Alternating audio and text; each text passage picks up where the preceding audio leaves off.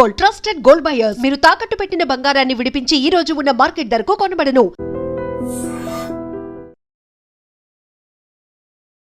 ఆ సాంగ్ పాడింది ఆయన అని కొంతవరకు తెలుసు. తెలుసుండొచ్చేమో గానీ ఈ తర్వాతకి ట్రోల్ వల్ల మాత్రం అందరికి 200% తెలిసుంటుంది. 200% తెలిసిపోయిందన్నమాట.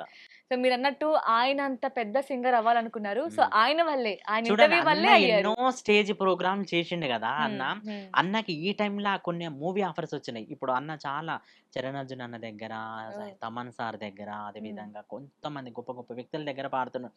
అంతకు మించిన సంతోషం ఏముందండి? నేను అన్న ఏమన్నా బాధపడతాడా ఇట్లా ట్రోల్ అవ్వడం వల్ల అనుకున్నా కానీ మేమిద్దరం మాకు తెలుసు కాబట్టి మేము మాట్లాడుకున్నాం కాబట్టి రమేష్ ఏం కాదు, ఓకే, కూల్ కూల్ కూల్ అంతే. ఓకే. సో నార్మల్ గా ఏదైనా కాంట్రవర్సీ క్రియేట్ చేసేది బిగ్ బాస్ ఆఫర్ కోసం అవును. కాంట్రవర్సీ క్రియేట్ చేసుకుంటూ ఉంటారు. వాళ్ళకి వాళ్ళే అవునవును. ఎక్కడెక్కడ ఏమేం చేద్దామా, కాంట్రవర్సీలు ఇరుక్కుందామా, బిగ్ బాస్ నుంచి కాల్ వస్తుందా అని ఆలోచిస్తూ ఉంటారు. అవునవును.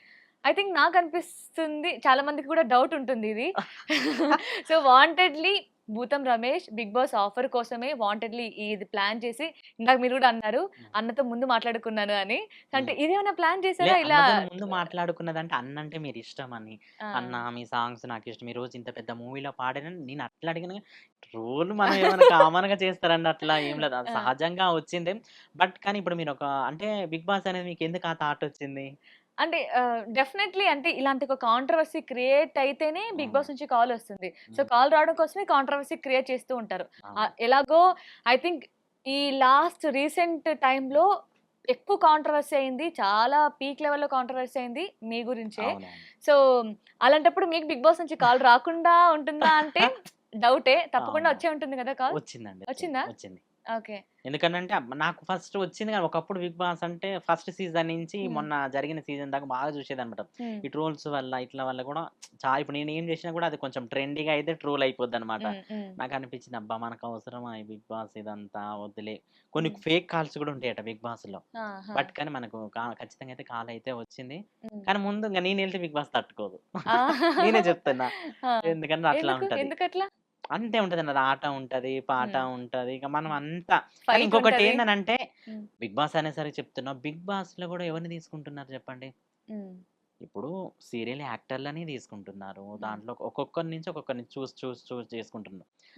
ప్లాట్ఫామ్ ఒక సీరియల్ ఇండస్ట్రీలో కానీ, మూవీ ఇండస్ట్రీలో కానీ, వాళ్ళ కొంచెం ఆఫర్స్ తగ్గిపోయి ఉన్నోళ్ళు ఉంటారు చూడండి, వాళ్ళని తీసుకుంటే బాగుంటదని అనిపిస్తుంది నాకు. ఇది కూడా నేను చెప్పగలుగుతా. మంచి ఐడియా నిజానికి. అంటే ఇప్పుడు మాకు ఒక సీరియల్ బ్లాక్ బస్టర్ హిట్ అయ్యారు, ఇప్పుడు ఒక పాటతోని హిట్ అయ్యారు, కట్ చేస్తే వాళ్ళే బిగ్ బాస్ ఉంటారు. అదేమన్నా ఉందా? తిన్నోడు 10 సార్లు తింటున్నాడు, తిననోడు అక్కడ ఎండి ఉంటున్నాడు అనమాట.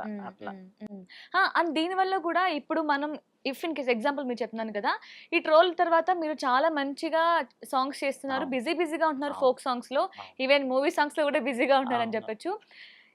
ఈ టైంలో మీరు బిగ్ బాస్ కి వెళ్తే గ్యాప్ వచ్చేస్తుంది. గ్యాప్ రావడం వల్ల ఏంటంటే మళ్ళీ బ్యాక్ టు హోమ్ వచ్చిన తర్వాత కొంచెం రెస్ట్ కావాలనుకుంటూ ఉంటారు. ఈ రెస్ట్ ఈ టైం మొత్తంలో మళ్ళీ ఆపర్చునిటీ కోసం మీరే వెతుక్కోవాల్సి వస్తుంది. సో ఇలా చాలా మంది కూడా చెప్పిన వాళ్ళు ఉన్నారు, మంచి మంచి హీరోయిన్స్, యాక్టర్స్, వీళ్ళు కూడా మాకు ఆఫ్టర్ బిగ్ బాస్ అయితే కెరీర్ ఏం లేదు అని. మీరు కరెక్ట్ అంటారు, కెరీర్ ఏం లేదని అన్నారు. వాస్తవంగా చూడాలంటే పల్లవి ప్రశాంత్ నాకు ఇన్స్టాలో మంచి ఫ్రెండ్ అనమాట, మనోడు. కానీ కొంతమంది ఉన్నారు బిగ్ బాస్ కి వెళ్ళిన వాళ్ళు, నా ఫ్రెండ్సే ఉన్నారు అనమాట. వాళ్ళని చూస్తుంటే అప్పుడే బాగున్నారు, వెళ్ళక ముందుకే నాకు అనిపించింది అనమాట. ఇప్పుడు నేను ఏదైనా ఇప్పుడు ఇక్కడ ట్రోల్ అయిన మనిషిని అక్కడ ఒకసారి ఆయా షేర్ అని అంటే కథమే, అంతవరకు రేటింగ్ వెళ్ళిపోద్దేమో. అది 1 డే ఉంటది, 2 డే ఉంటది, 3 డే ఉంటది, 4 డే ఉంటది. నెక్స్ట్ మనం నటించలేము అని రియాలిటీగా ఉంటాం అనమాట. అక్కడ అంతా కొంతమంది నటిస్తున్నారు అని కూడా నేను చెప్పను అనమాట. అట్లా బట్ మనం వెళ్తే నటించాల్సి వస్తది అంటారు. లేదు, ఐ మీన్ అంటే తట్టుకోలేరు. ఓ ఓకే. అంతేనా? అంటే దీనికోసమే బిగ్ బాస్ ఆఫర్ వదులుకున్నారా, లేదంటే బిగ్ బాస్ దగ్గర వచ్చే పైసల కంటే ఇక్కడ ఆఫర్స్ బాగా వస్తున్నాయి, మంచి డబ్బులు వస్తున్నాయి అని చెప్పొచ్చు? అంటే అక్కడికి వెళ్ళినాక ఎన్ని పైసలు వస్తాయి మనకు తెలియదు, వెళ్ళిన వాళ్ళు చెప్తేనే తప్ప. బట్ కానీ నేను ఉన్న 100 రూపాయలల్లా వచ్చినా కూడా నాకు అదే సంతృప్తి. నేను హార్డ్ వర్క్ చేసిన అనుకో, కష్టంతో వచ్చిన మనం ఎప్పుడు కూడా ఎక్కడికి వెళ్ళమన్నమాట. అట్లా ఇప్పుడు ఈ రోజు ఈ ఫేమ్ ఉంటది, రేపు వెళ్ళిపోతుంది. ఈ రోజు ఈ ట్రోల్ వచ్చింది, 4 రోజుల తర్వాత వేరే కాంట్రవర్సీ వస్తుంది అనమాట. వస్తూ పోతూ ఉంటాయి అనమాట ఈ జర్నీలో. వాటిని రామ్మ అనాలి, పోమ్మ అనాలి. అంతే అంటారా? సో ఈ ఏదైతే ఉందో ఆయాషర్ ట్రోలింగ్ ముందు భూతం రమేష్ రెమ్యునరేషన్ ఒక సాంగ్ కి వేలల్లో ఉండేది, ఇప్పుడు ఈ ట్రోల్ అయిన తర్వాత లక్షల్లో ఉంది అంటున్నారు.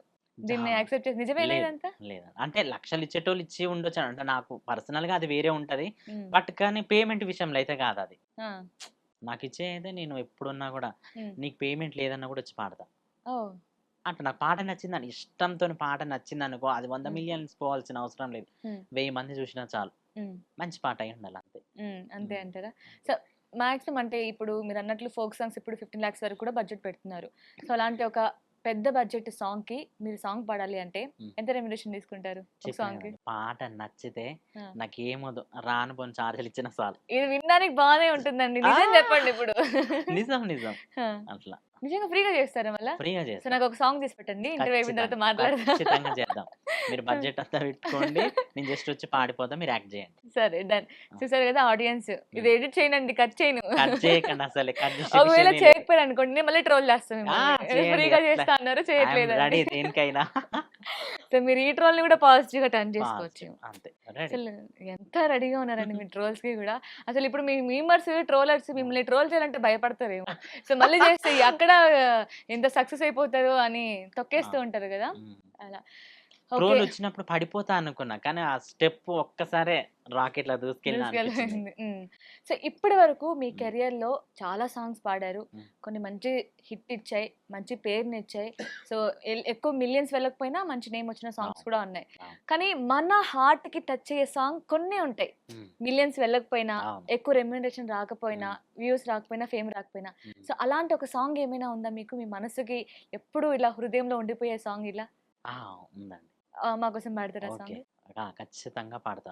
మ్మ్. అంటే ఇప్పుడు రీసెంట్ రాఖీ సాంగ్ వస్తుంది కదా, మ్మ్, మ్మ్. అంటే రాఖీ వస్తుంది కదా, ఆ, ఒక రాఖీ, రాఖీ హా. మన ఫెస్టివల్ వస్తుంది చూడండి. మ్మ్, మ్మ్, ఇప్పుడు కామన్ గా పాడిన అనమాట. మ్మ్. అది ఎట్లా ఉంటది, అన్నదమ్ముల్లారా లేరో అక్క సెల్లెలమొచ్చినవు నాడు, అన్న సెల్లెల్లారా లేరో అక్క సెల్లెలమొచ్చినవు నేడు, పున్నమి విరిసేరా అన్నయ్య పుట్టిల్లు గుర్తొచ్చేరా తమ్ముడా, రాఖీ పూల బందౌరన్నా కట్న కాను కాలద్దు తమ్మి, పుట్టింటి తోవలు మాకు సల్లగుంటే అది సాలయ్యా, ఒక్క కడుపుల పుట్టి నమురమ్మ కడుపే పుట్టిల్లా ఎనో గదరా, మెట్టింటి అడుగే వేస్తే పుట్టిల్లే యాదికొచ్చేరా తమ్మి, మెట్టింటి అడుగే వేస్తే పుట్టిల్లే యాదికొచ్చేరా తమ్మి.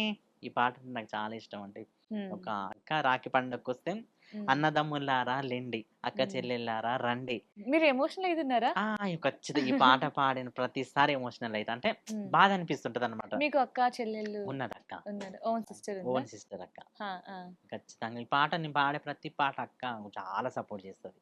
అట్లే సో మీ ఇద్దరి మధ్య బాండింగ్ ఎలా ఉంటది? చాలా ఐ బాగుంది. థింక్ ఈ సాంగ్ పాడినప్పుడు మదర్ అర్థమైంది. డాటర్ ఏదంటే మదర్ ఒక సన్ లాగానే ఉంటది అనమాట. ఆహా, ఆ. ఎందుకనంటే చిన్నప్పుడు అక్కకి పెళ్లి అయిపోయింది అనమాట. మ్మ్. మేము తమ్ముళ్ళమ్మని ఏదున్నా ఇట్లా చెప్పడం అట్లా చేయడం బాగా చూసుకుంటది. మ్మ్. And for more videos, Please subscribe to iDream channel. Subscribe to iDream Media. Please subscribe to iDream. Please subscribe to iDream. Please subscribe iDream. And please subscribe to iDream.